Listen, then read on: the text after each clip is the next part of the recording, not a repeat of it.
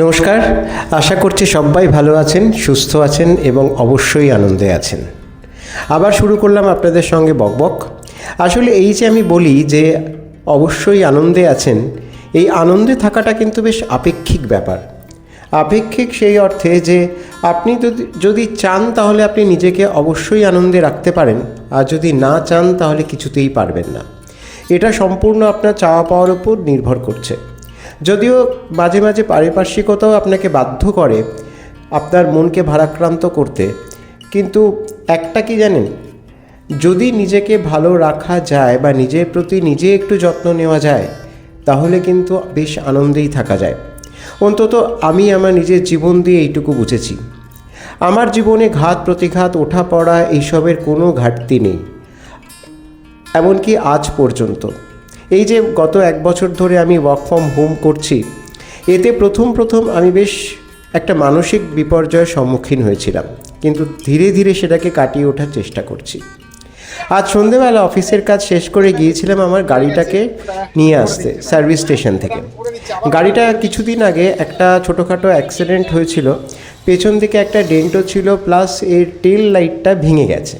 এইখানে টেল লাইটটা বদলানোর জন্যই মেনলি নিয়ে আসা, কারণ টেল লাইটটা বেশ গুরুত্বপূর্ণ, বিশেষ করে ইন্ডিকেটর টেল লাইটটা। কিন্তু দুর্ভাগ্যবশত কী হলো, যেখানে গাড়িটা আমি সার্ভিসিংয়ের জন্য দিয়েছিলাম ওনারা ডেন্টটা তো ঠিক করিয়ে দিয়েছেন, প্লাস গাড়িটা পালিশও করে দিয়েছেন সুন্দর করে, কিন্তু টেল লাইটটা বদলাতে পারেননি। তার কারণ যে টেল লাইটটা এই গাড়িতে লাগবে সেই টেল লাইটটা ওনাদের স্টকে নেই। এইটা শুধু আপনার জন্য আনিয়েছিলাম। আচ্ছা, আপনি মল্লিক বাজারে দিলেন না? কেন মল্লিক বাজারে কোয়ালিটি ঠিক না? না, ওসব কি জিনিস দেবে তার ঠিক নেই, আর ওসব একবার কিনে নিলে ফেরত দিতে চাইবে। হ্যাঁ, তারপরে লাগে এবার এনে রেখেছি বক্সে করে, আর কালকে যখন ফিটিং করতে এসেছি এবার ওরা ভাঙা পাঠিয়েছে, আমাদের এখানে ভেঙেছে, সেটা আর ক্লিয়ার হচ্ছে না। যাই হোক, এখানকার পয়সা কড়ি চুকিয়ে আমরা পাড়ি দিলাম মন্দিরের উদ্দেশ্যে। আসলে এতদিন যে গাড়িটা আমার কাছে ছিল না, আমি নিজে একটা মানসিক অশান্তির মধ্যে ছিলাম, যদিও সেটাকে খুব একটা প্রাধান্য দিইনি, কারণ ওই যে নিজের প্রতি নিজেকে একটু যত্নে রাখতে হয়। আমি আজকাল এই প্রিন্সিপালেই বিশ্বাসী। যাই হোক, চলুন যাওয়া যাক।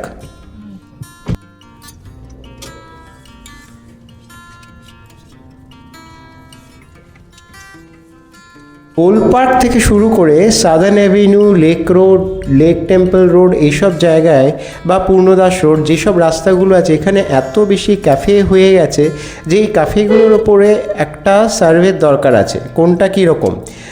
আজকে আমি আপনাদের একটা ক্যাফেতে নিয়ে যাব, সেই সঙ্গে নিয়ে যাব একটা স্ট্রিট ফুড কর্নারে। আগে তো মন্দিরে যাই। বুবুর মাথায় এখন এটাই ঘুরছে, গাড়ির টেল লাইটটা মল্লিক বাজার থেকে রিপ্লেস করা যায় কি না। কিন্তু আমার ওইখানকার দোকানগুলোর ওপর খুব একটা ভরসা নেই, কাজেই ও যতবারই আমাকে বলছে আমি ততবারই না করে দিচ্ছি। কি করব, যেখানে আমি ভরসা পাই না সেখানে যাওয়ার সাহসও আমার হয় না। মল্লিক বাজারে যাবেন 10 মিনিট লাগবে আপনার লাইট নিতে, কিন্তু ও তো বলছে এগুলো নাকি হন্ডার হবে না না, কে বলেছে হন্ডার না হলে আপনার ফিটই হবে না। আপনার যেই গাড়ি, ওকে গিয়ে তো বলতে হবে, ওই যে মল্লিক বাজারে যে দোকান, ওখানে গিয়েও তো আপনাকে বলতে হবে কোন গাড়ি, আপনাকে তো বলতে হবে যে বিআরবি বা হন্ডা সিটি, তবে তো সেই যাবে। কোথায় যাব? মল্লিক বাজারে কি করতে? যাই হোক, চলে এলাম মন্দিরে। এইখান দিয়ে যাব আর মন্দিরে আসবো না সেটা হয় না। আমরা এই মাকে এতটাই মানি যে পথে ঘাটে আসা যাওয়ার পথে যদি মার বাড়ি পড়ে তাহলে অবশ্যই আমরা কিছুক্ষণ থেমে মাকে প্রণাম করে মায়ের কাছে মনের সব আমাদের দুঃখ কষ্ট যা কিছু আছে সমস্ত কিছু জানিয়ে তবেই আমরা আমাদের ডেস্টিনেশনে যাই।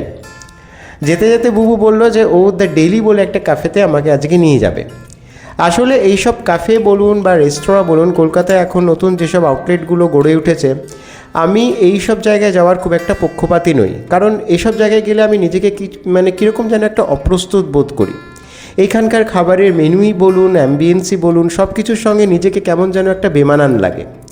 আমি ছোটোবেলা থেকেই মাটির কাছাকাছি থাকা পছন্দ করি এবং সেই জন্য যেসব খাবারের দোকানগুলো একটু সাবেকি, সেই সব জায়গায় যেতেই যেন আমার ভালো লাগে। আর যেসব জায়গায় মেনু কার্ডটার দিকে তাকালে মনে হবে না যে আমি ভারতবর্ষে আছি কি অন্য কোথাও আছি, সেসব জায়গায় যেতে আমার খুব একটা ভালো লাগে না। আমি কিছু বুঝিই না যে এদের খাবারের গুণগত মান যাই থাকুক না কেন, এই যে ফিউশন ফুডগুলো এনারা বানান, এটা কি সত্যি স্বাস্থ্যদায়ক বা সত্যি স্বাদ যাই হোক না কেন, সত্যি কি এটা স্বাস্থ্যের পক্ষে ভালো আমার জানা নেই। যাই হোক, এই ক্যাফেতে এলাম। এই ক্যাফেটি শুনলাম আমার মেয়ের কাছেও খুব প্রিয়।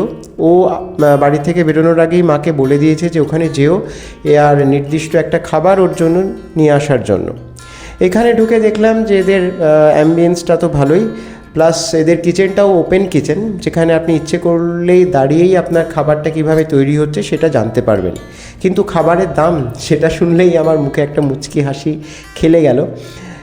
এই যে কিছুক্ষণ আগে যে ক্যাপুচিনোটা আপনারা দেখলেন, এটা কিন্তু অফিসে আমি ফ্রিতেই পেতাম, দিনে 3 বার তো বটেই, সেটা 115 টাকা দিয়ে খেতে হলো। এটাই কিন্তু এখানকার সবচেয়ে কম দামি একটা পানীয়। আর এই যে পাশে যে কুকিজটা দেখতে পাচ্ছেন, এটার দাম 119 টাকা। এটা বাড়িতে একটু কসরত করলেও আপনি বানিয়ে ফেলতে পারবেন। আমার মনে হচ্ছে যে কিছুদিনের মধ্যে এরকম একটা কুকিজ মেকিং রেসিপি আপনাদের সামনে আমি প্রেজেন্ট করব। কারণ একটা জিনিস বোঝা উচিত, যেটা বাড়িতে আমি অতি সহজেই বানিয়ে ফেলতে পারি অনেক কম খরচে, সেটা আমি বাইরে গিয়ে এত বেশি টাকায় খাবো কেন? শুধু কি এই অ্যাম্বিয়েন্সটার জন্য? তাহলে নিজের বাড়িটাকে একটু সাজিয়ে গুছিয়ে রাখলেই তো হয়, ক্ষতি কী? আর দেখুন, এখন প্রায় কাফেতেই এরকম একটা আউটলেট থাকে যেখানে এরা বিভিন্ন ধরনের জিনিসপত্র বিক্রি করেন। এটাও তার ব্যতিক্রম নয়। এখানে ওই যে কফি মগগুলো দেখলেন, তার এক একটার দাম 600 টাকা। আপনি গড়িয়াহাটের ফুটপাতে এই কফি মগগুলো 100 থেকে 150 টাকার মধ্যে পেয়ে যাবেন। বলছিলাম না যে পকেটে পয়সা থাকলে আপনি কলকাতাকে রোম, প্যারিস, গ্রিস এইসবের সঙ্গেও মিলিয়ে ফেলতে পারবেন। কিন্তু কলকাতা আছে কলকাতাতেই। আমরা যারা 60-70 দশকের মানুষ, তারা কিন্তু সমস্ত কিছুই একটু হিসেব কষে চলার চেষ্টা করি। তবে বেরোনোর মুখে দেখলাম এরা অনেক অ্যাওয়ার্ডও পেয়েছেন, সেটা কে দিয়েছেন, কারা দিয়েছেন আমার জানা নেই। এইখান থেকে চললাম একটা স্ট্রিট ফুড কর্নারে। বুবু অনেক দিন ধরেই বলছিল চিল্লা খাবে। চিল্লা বলতে আমি বর্ধমান মার্কেটের সামনে বেশ কিছু চিল্লাওয়ালা আছে বা চিল্লার দোকান আছে, যারা রাস্তার ফুটপাতে দাঁড়িয়ে চিল্লা তৈরি করেন। তাদের কাছে আমরা আগে অনেক খেয়েছি, আমি বুবু দুজনেই। কিন্তু পার্টিকুলার এই জয়েন্টে, এটা হচ্ছে লেক কালীবাড়ির একদম সামনে, অর্থাৎ সাদেন এভিনিউর মোড় থেকে আপনি লেক কালীবাড়ির দিকে গেলে লেক কালীবাড়ি 2-3টে বাড়ি আগে এই চিল্লাওয়ালাটা বসে। এই যেভাবে চিল্লা বানায় সেটা আমার কাছে খুব একটা টেস্টি বলে মনে হলো না, আর সত্যি সেটাই ছিল। যদিও চিল্লা বা এই জাতীয় খাবারগুলো আমার খুব একটা ভালো লাগে না। চিল্লা একটা মহারাষ্ট্রীয় খাবার, এটা মুগ ডালের ব্যাটার দিয়ে তৈরি করে। এই যে ব্যাটারটা দিচ্ছে, এটা মুগ ডাল দিয়ে তৈরি, এর মধ্যে মেশানো আছে হিং আর অন্যান্য কিছু মশলা, যেটা যিনি বানাচ্ছেন তিনি আমার কাছে ডিসক্লোজ করলেন না। তবে আমার মনে হয় এতে খানিকটা লঙ্কার গুঁড়ো দেন, হিং দেন, আর তার সঙ্গে সঙ্গে লবণ তো অবশ্যই থাকে স্বাদ অনুযায়ী। তার ওপর এরা ছড়িয়ে দিচ্ছেন প্রথমে পেঁয়াজ, তারপরে লঙ্কা, তারপরে ধনেপাতা, তারপরে আপনার পছন্দ অনুযায়ী আপনি যদি চিজ চিল্লা খান তাহলে পনির দেবে, চিজ দেবে। এই দেখুন বানাচ্ছে। আমার বানানোর পদ্ধতিটা ভালোই লাগলো, আকর্ষণীয় বেশ। কিন্তু ব্যাপারটা হচ্ছে যে এগুলো আমাদের অর্থাৎ বাঙালিদের রসনায় খুব একটা তৃপ্তিদায়ক নয়, কিন্তু তবু অনেকেই খায়। যেমন বুবু খুব ভালোবাসে, সুস্মিতাও খুব ভালোবাসে। আসলে বুবু একটুখানি ফুডি টাইপের, ওর যে কোনো খাবারই ট্রাই করতে বেশ ভালো লাগে। কিন্তু আমি আবার একটু কি বলবো, একটু চুজি পিকার, অর্থাৎ যে কোনো খাবার যে কোনো সময় আমি খেতে পারি না। যে কারণে যখন বাইরে যাই তখন আমি সবসময় একটা সাদামাটা খাবারের দোকান খুঁজি। আর বিশেষ করে যখন বেড়াতে যাই তখন আমার প্রেফারেন্সে থাকে উত্তর ভারত কিংবা আমাদের উত্তরবঙ্গ, কারণ ওইসব জায়গার খাবারগুলো অনেকটা বাঙালি খাবারের কাছাকাছি আসে। আমি যতবারই দক্ষিণ ভারতের দিকে গেছি ততবারই আমার কিন্তু শরীর খারাপ হয়েছে। অফিসের কাজেও যতবার গেছি একবার তো বেশ সাংঘাতিক পেট খারাপ হয়েছিল, জানি না কেন।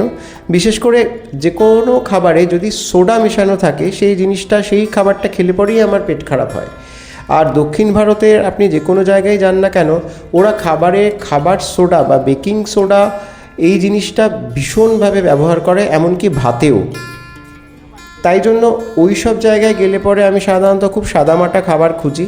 যেমন ধরুন রাইস অ্যান্ড রাসাম, বা সকালবেলা যদি মানে আপনার ব্রেকফাস্টে কোনো কন্টিনেন্টাল ডিশ থাকে সেটা আমি ট্রাই করার চেষ্টা করি। ব্রেকফাস্টে তো আমার বাইরে গেলে পরে সবচেয়ে প্রেফারেবল খাবার হচ্ছে ব্রেড অমলেট, আর দুপুরবেলা হচ্ছে ডাল ভাতের সঙ্গে যে কোনো একটা সাদামাটা তরকারি। আমি মাছ মাংস এগুলো ট্রাইই করি না। আর রাত্রিবেলা যদি ডিমের ঝোল পাওয়া যায় তাহলে ডিমের ঝোল আর রুটি, এই হচ্ছে আমার একদম স্ট্রিক্ট মেনু। এর বাইরে আমি খুব একটা যাই না। তবে যদি কোনো চেনাশুনো জায়গায় যাই, যেমন ধরুন পুরীতে গেলে পরে সাধারণত আমরা ভিক্টোরিয়া ক্লাব বলে একটা হোটেলে উঠি। সেই হোটেলে উঠলে পরে সেখানকার খাবার দাবার কিন্তু অনেকটা বাঙালি মানে অর্থাৎ বাড়ির খাবারের মতোই। বাঙালি খাবার তো বটেই, বাড়ির খাবারের মতো। তাই সেখানে খুব একটা অসুবিধা হয় না। যদিও পোস্ট কোভিডে আমার মাছের প্রতি একটা অ্যালার্জি এসে গেছে, আমি মাছের গন্ধটা একেবারেই সহ্য করতে পারি না। কিছু কিছু মাছ আছে, যেমন ধরুন কিছু ছোট মাছ, পুঁটি, ট্যাংরা, বড় মাছের মধ্যে ধরুন রুই মাছ, কি কখনো একটু চিংড়ি মাছ, এই মাছগুলো আমি খেতে পারি, কিন্তু এর বাইরে কোনো মাছ আমি একেবারেই খেতে পারি না।